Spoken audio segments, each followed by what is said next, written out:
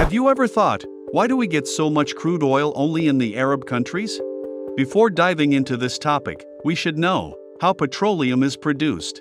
Petrol and diesel are generally extracted from crude oil.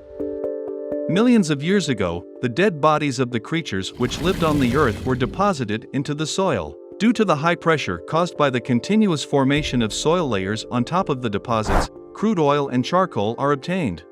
You may ask, at that time, the whole earth was inhabited by living beings, but why do we get so much crude oil only in the Middle East?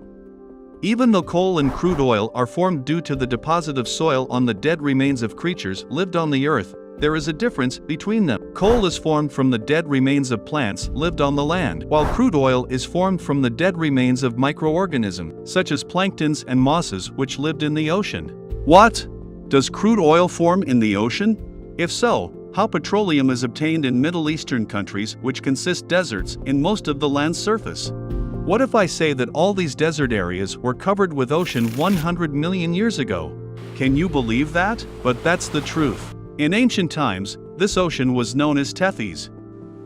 The rivers meeting the Tethys Ocean were enriched with mineral resources. Therefore, the microbes started to grow in vast amount and lived in the ocean. When the dead remains of these microbes started to deposit in the soil, the salt and soil layers too deposited on top of them continuously. Due to the high pressure caused by these deposits and the seawater above them, dead remains of those microbes were converted into liquid form of oil and gas. If so, how did the crude oil found in the land? The surface of our Earth is divided into several plates. The center of the Earth is in melted liquid form due to high temperature. Our continents are floating above this liquid only. Due to the rotation of the Earth, this liquid surface moves and hence it results in the continuous movement of the plates, which is approximately 1 to 13 centimeters per year. Although this speed is comparatively smaller than the size of the Earth, it can create a huge earthquake when two continents tend to collide at this speed.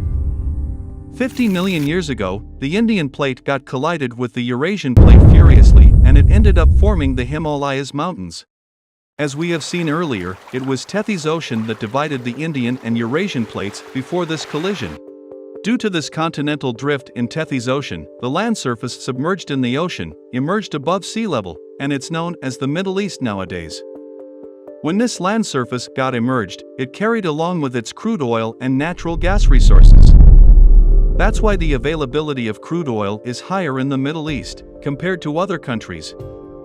The 10 countries with the highest crude oil availability in the Middle East together make up a total of 5.1 million square kilometers of land, which is just 3.4% of the entire Earth.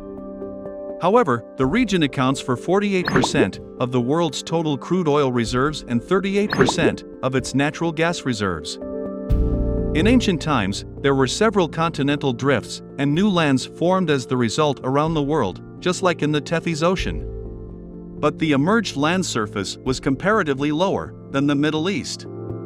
Because of this reason, crude oil availability is higher in Middle Eastern countries, and a considerable amount in other countries. We are not very sure for how long these petroleum resources will be available on Earth, with the proliferating number of vehicles and depletion of petroleum resources. To overcome this, the world is slowly moving towards renewable energy from conventional energy, such as solar energy from the sun, geothermal energy from the heat inside the earth, wind energy, biomass from plants, and hydropower from flowing water. However, the transition to renewable energy is good for people and the planet. It will mitigate climate change by reducing greenhouse gas emissions, improve human health and the environment by decreasing air and water pollution. That's it for this video, folks. Hope you like it, and give a thumbs up, and please do not forget to subscribe to the channel for more interesting videos. Thank you.